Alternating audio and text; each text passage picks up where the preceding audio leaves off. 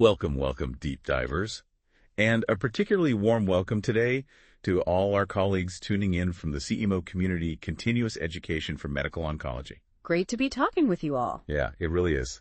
In a field like oncology, things change so fast, don't they? And staying ahead, well, it feels less like an option and more like something we absolutely have to do for our patients. Absolutely. It's a clinical imperative. So thanks for taking the time to join us today. We really appreciate you carving out this time for, well, another deep dive together. And this one is really geared towards clinical practice. We know how much those lab results matter.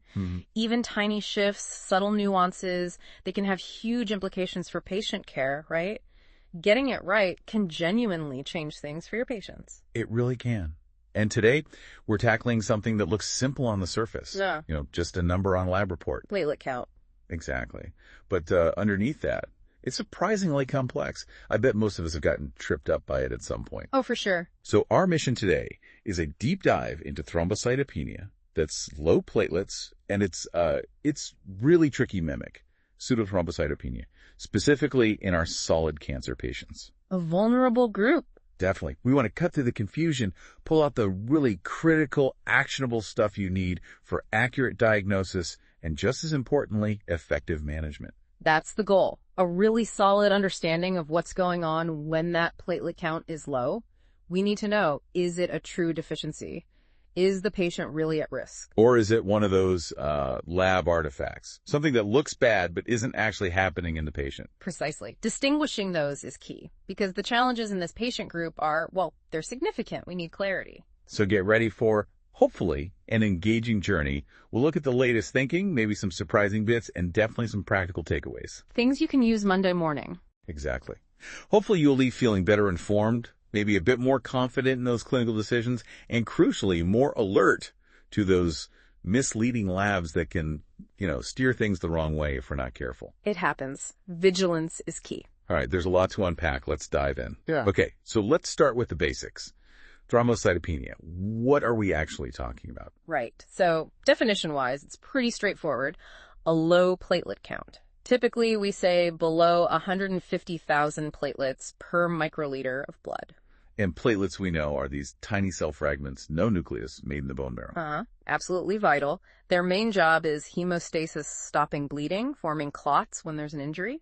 Frontline workers, really. But for our patients, especially cancer patients, this 150,000 a number, whatever it is below that, it's more than just a number, right?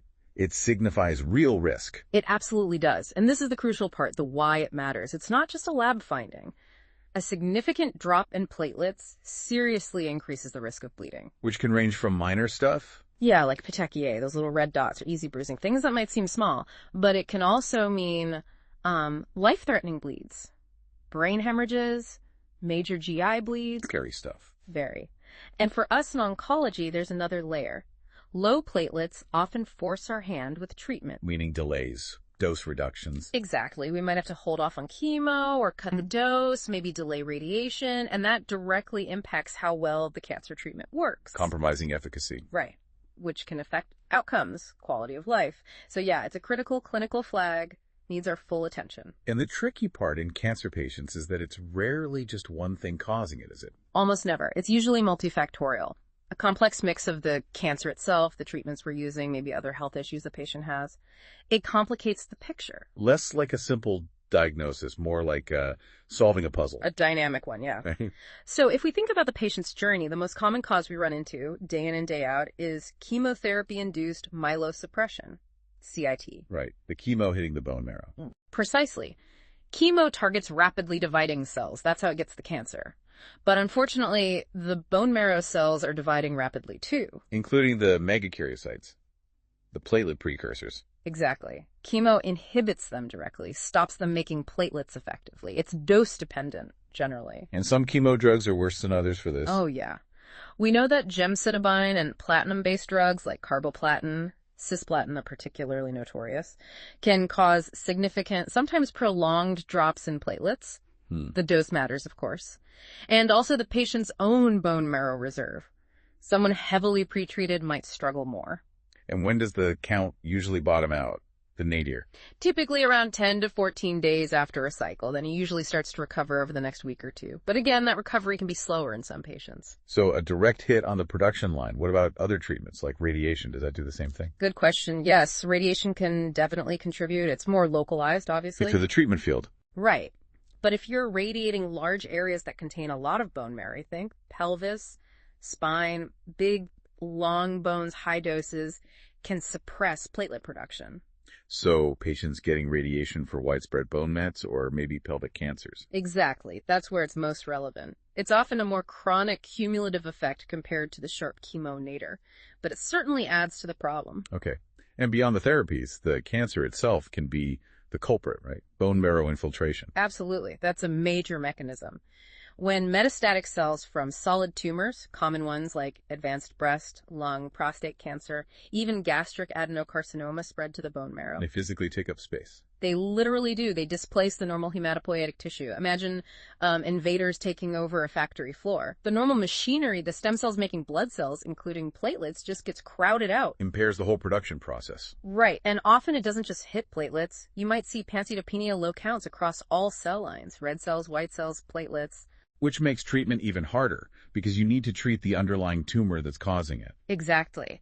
Managing the thrombocytopenia often depends entirely on getting the cancer in the marrow under control. Then there's the immune system getting involved.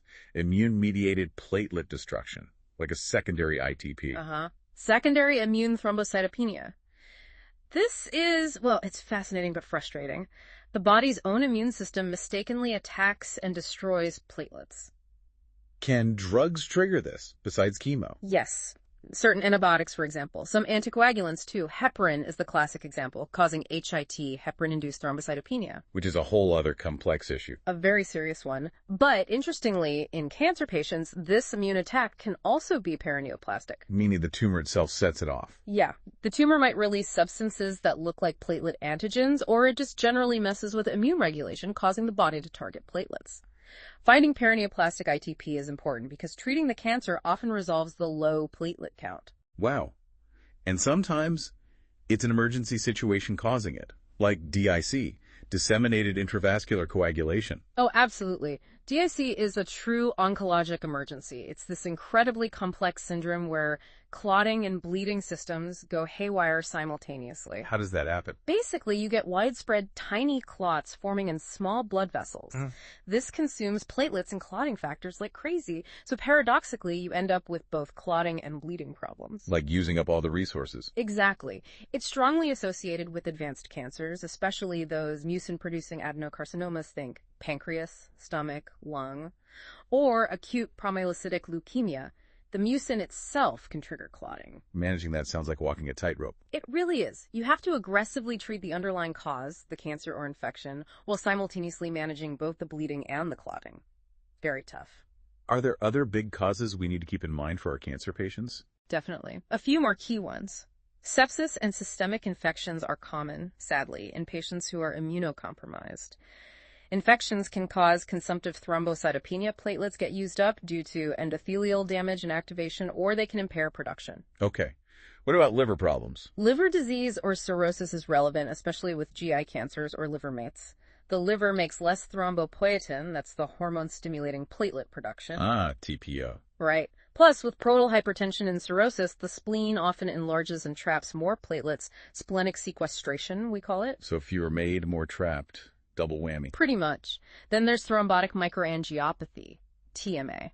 This includes things like TTP and HUS. Basically, microclots form in small vessels, physically shredding and consuming platelets. And you mentioned other drugs besides chemo. Yeah, the list is surprisingly long, things we use all the time. Low molecular weight heparin, LMWH, for VTE prevention can sometimes do it.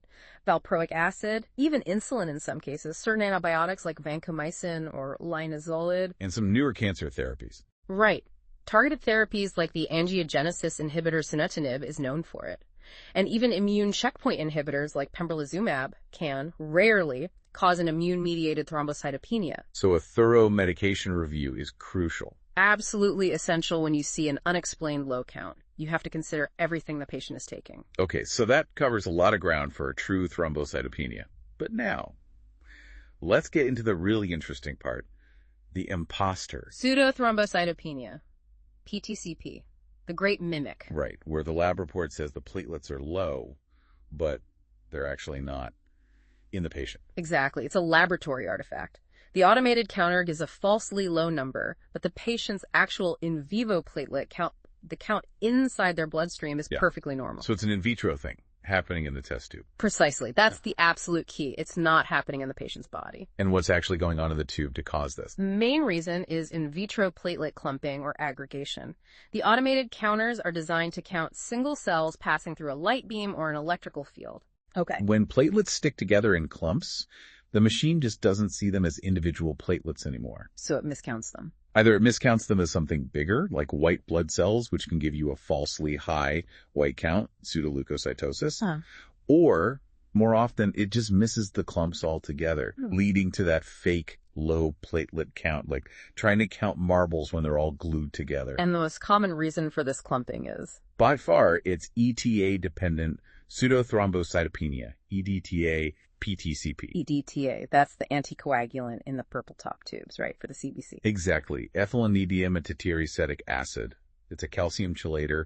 It binds calcium to stop the blood clotting in the tube. But that binding has an unintended consequence. It does. It subtly alters the structure of platelet surface proteins, specifically the GPI-B-AA complex, which is vital for normal platelet function in vivo. How does EDTA change it? By grabbing the calcium, it exposes these hidden binding sites, cryptic epitopes on the GPI-B-AA complex, sites that normally aren't visible. And then what happens? Then, naturally occurring autoantibodies that are already present in that person's blood, usually IgG, sometimes IgM or IgA, recognize these newly exposed sites. They stick to them. They stick, and that causes the platelets to clump together in the tube. Wow. How common is this? Surprisingly common. About 1 in 1,000 people have these antibodies and can exhibit EDTA-PTCP. And crucially, this isn't harmful to the patient. Generally, no, not in vivo. Their platelets work fine inside their body. They aren't actually bleeding or at risk because of the specific type of PTCP.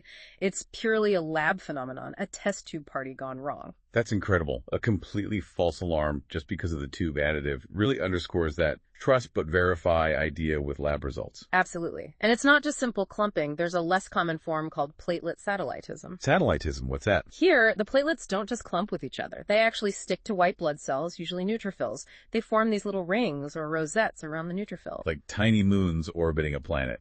Exactly like that. This is also often EDTA dependent. It seems to involve antibodies binding to both the platelet GPI-B and a receptor called 4-core-L on the neutrophils, bridging them together. And the machine misses these platelets too. Yeah, the analyzer counts the whole cluster neutrophil plus platelets as just one white blood cell. So the platelets get missed, and you might even see a falsely high WBC count again. Okay, so clumping, satellitism. What else can cause a false low? Sometimes it's the platelet size itself, giant platelets or macroplatelets. Just unusually large platelets. Right. Some can be almost as big as red blood cells. The automated analyzers are programmed to count particles within a specific size range. If platelets are too big, the machine might just ignore them. Exclude them from the count. Exactly. Or it might misclassify them as red cells or something else. Either way, you get a falsely low platelet reading, even with no clumping at all. We see this sometimes in conditions like IPP or myeloproliferative disorders where large platelets are common. What about cold agglutinins? Do they cause PTCP often? It's much rarer than EDTA, PTCP, but yes, cold agglutinins can cause platelet clumping. How does that work? Is it EDTA related? No, this one is usually anticoagulant independent. It typically involves IgM antibodies against GPI-B. The key thing is cold. The clumping happens mostly at lower temperatures, like 4 degrees C in the fridge. So if the sample gets cold after drawing. Exactly. The antibodies become active and cause aggregation. If you warm the sample back up, above 30 degrees C or so, the clumping often reverses. Like EDTA-PTCP, it's generally not significant in vivo, but it's another lab gremlin. It really shows how sensitive these tests are. And beyond these antibody things, simple pre-analytical errors must play a role too. How the sample is handled. Oh, absolutely critical and often overlooked. A traumatic blood draw can activate platelets right away, drawing too slowly. Mixing. Yes. Not mixing the tube properly or quickly enough with the EDTA allows microclots to form. Underfilling or overfilling the tube messes up the blood to anticoagulant ratio. And letting it sit too long. Big one. Delayed processing allows time for platelets to activate and aggregate in vitro. All these seemingly small handling errors can dramatically lower the automated count, causing unnecessary worry and redraws. It's a constant challenge in the lab. And is it always EDTA? Or can other anticoagulants cause this clumping too? Good point. While EDTA is the main culprit, clumping can happen with others. We call it multi-anticoagulant PTCP. It's rarer, but harder to troubleshoot. Like which ones? It's been reported with heparin, citrate, the blue top tube, oxalate, sodium fluoride, even CTAD tubes sometimes.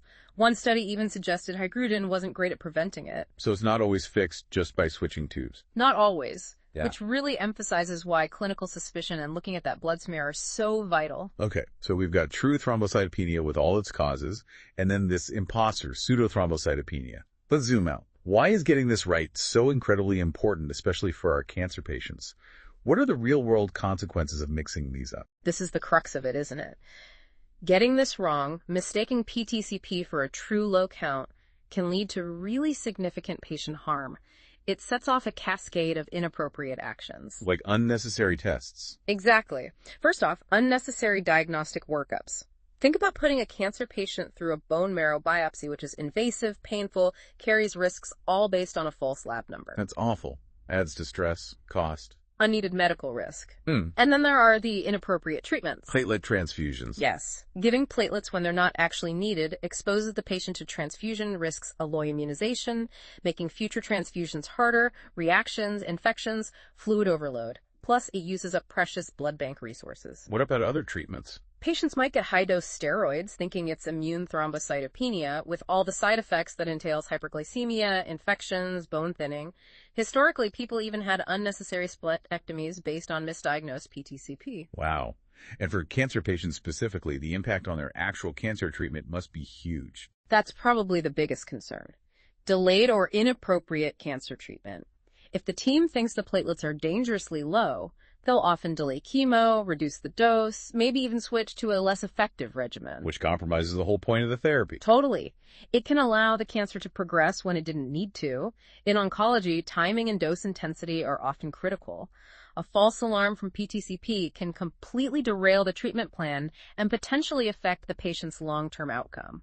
And it can mess with anticoagulation too. Absolutely. Complicating anticoagulation strategies. Remember, cancer patients have a high risk of blood clots, VTE. Right. Now imagine a patient on heparin for a clot, and their platelet count comes back falsely low. Someone might suspect HIT, heparin-induced thrombocytopenia, based purely on that number. And stop the heparin. Exactly. They stopped the life-saving anticoagulant because of a lab artifact, potentially leading to a catastrophic clot. It's not just about bleeding risk. Misdiagnosing PTCP has thrombotic implications too. The stakes are incredibly high. Okay, so the stakes are clear. Given all that, how do we reliably tell the difference? How do clinicians and the lab team figure out what's really going on? What's the diagnostic toolkit? Right. The approach has to be systematic. And the absolute number one most crucial step is peripheral blood smear, PBS review. Looking under the microscope. Yes. The automated counters are great for speed, but they just count particles.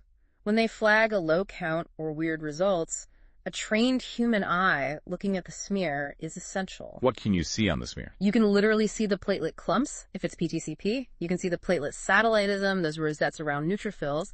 Or you might see giant platelets that the machine missed. So you can visually confirm it's an artifact. Exactly. Or, if it's true thrombocytopenia, you'll see that platelets are genuinely scarce, but they're usually dispersed individually. The smear is the only way to definitively demonstrate clumps and differentiate. It's the cornerstone. Cannot be skipped. Okay, smear review first. If PTCP is suspected, then what's next? The next logical step is to repeat the platelet count using an alternative anticoagulant. Basically, change the tube type. Try a different environment for the platelets. Precisely. The common one is sodium citrate, the blue top tube used for coags. Just remember it dilutes the sample, so the lab needs to correct the count for that dilution factor. Are there better alternatives than citrate? Yes, often. Magnesium sulfate tubes can be very effective, even in those tricky multi-anticoagulant PTCP cases. Magnesium inhibits some key platelet activation pathways. Acid citrate dextrose, ACD tubes, are also quite good. They're more acidic, which helps prevent clumping. What about heparin tubes, the green tops? Heparin is sometimes used, but it's generally less recommended. It can sometimes cause clumping itself, and it doesn't stain platelets as well on a smear if you need to look again. The idea is simple. If the platelet count is normal or much higher in the citrate or magnesium tube compared to the EDTA tube, it strongly suggests PTCP. Makes sense. Change the conditions, see if the problem resolves. Uh-huh. I've also heard about temperature manipulation and running the sample quickly. Yes, those can help sometimes, especially for the common EDTA-dependent type. The antibody binding is often temperature sensitive. So warming the sample. Keeping the sample at body temperature 37 degrees C right after the draw, or gently warming it if it has cold, can sometimes prevent or reverse the clumping. But it's not foolproof. Some antibodies react differently. And running it fast. Definitely recommended. Rapid analysis of the EDTA sample minimizes the time the platelets have to clump in the tube. The count can drop the longer it sits. So analyzing it quickly after collection gives a better chance of getting an accurate initial reading. And labs are getting smarter too, right? New analytical technologies. They are. Hematology analyzer manufacturers are very aware of PTCP and are building in solutions. Like what? For instance, the Mindray 6 series analyzers have clever software to flag potential clots or sample issues. More impressively, their optical analysis using SF-cube technology, BLTO, can often accurately count platelets even when they're clumped in EDTA. How does it do that? It uses sophisticated light scattering and optical focusing. Mindray has even developed chemical reagents within the analyzer that actively work to break up clumps by blocking key activation signals, things involving calcium, certain kinases, and that GPI-beta receptor. Combined with optimal temperature, pH, and mixing inside the machine, it can give a true count even from a problematic sample. Wow, that sounds pretty advanced, like fixing the sample on the fly. Is this tech widespread? It's getting there, especially in larger labs. But honestly, the manual smear review is still the universal gold standard, available everywhere. These new technologies help efficiency, reduce some rechecks, but the smear remains indispensable for confirmation. Are there other advanced methods? Yeah, things like fluorescence-based counting, PLTF, or improved optical counting, PLTO, are better than older impedance methods at distinguishing platelets, especially giant ones or clumps. And for research, flow cytometry, FCM, with antibodies like CD41, CD61 is the reference standard. But not practical for routine checks. No, too slow and complex for everyday clinical use. And overriding all this tech and testing is clinical correlation. Always. You have to look at the patient. Do the lab numbers match the clinical picture? Is the patient bleeding? Do they have infection signs? What drugs are they on? A low count in a well-appearing patient with no bleeding should scream suspect PTCP. The lab result is just one piece. Absolutely.